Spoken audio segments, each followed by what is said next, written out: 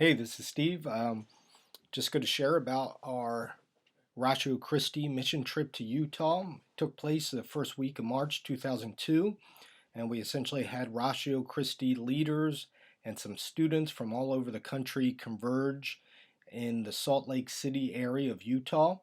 One of our leaders from Ratio Christi just less than a year ago moved from North Carolina to Utah to be a missionary to the Mormons, the LDS, Latter-day Saints. And we're hoping that this would be the first trip of many.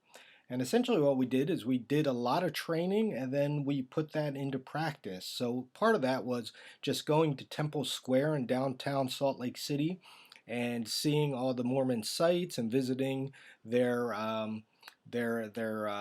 museum and other places and just asking a lot of questions and learning about what they believe.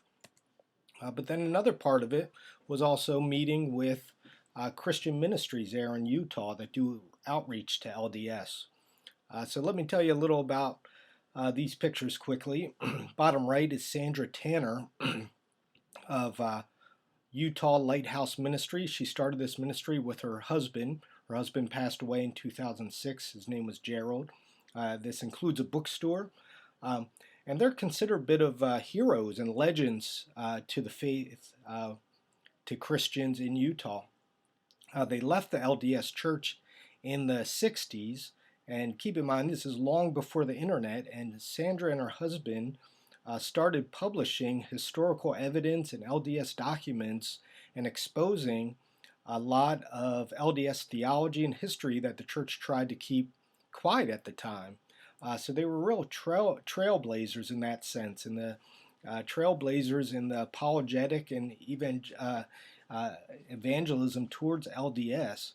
And they were one of the first outspoken Christian voices in Utah. In the middle there, we have Solid Rock Cafe. This is a coffee house ministry in Ephraim, Utah. It's located right across the street from the college there.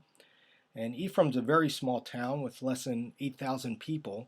And it was even smaller when they started the coffee shop. And when they started the coffee shop, there was absolutely no Christian presence in town. It was all LDS. There wasn't a single church in town. Now there's, I think, at least two. Now the funny thing is Mormons don't drink coffee, but they serve other things like smoothies and hot chocolate there. So the Mormons will come in, and they'll use this as an opportunity to engage them in conversation and to build relationships. Now what's really interesting is they have all these displays there of archaeological evidence. Some are replicas, some are originals of things related to the Old and New Testament. And the reason they do this is because the Book of Mormon literally has not one shred of historical or archaeological evidence to support what's in it. So they use this as an evangelism tool to those who come into the coffee shop. And then finally on the left there we have Doris and Karen, and they both escaped out of Mormon fundamentalist polygamous groups. So as you can imagine, hearing their stories was very eye-opening.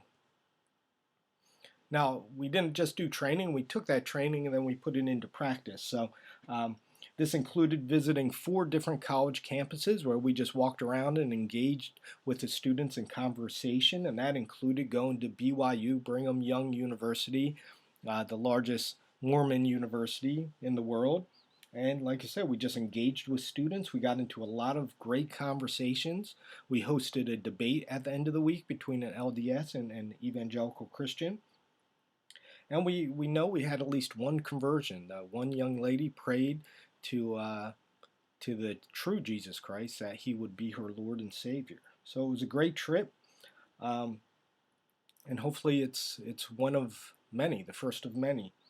So I just wanted to end with a quote from one of the students, Justin. He was with us on this trip, and he sent us all this message after the trip.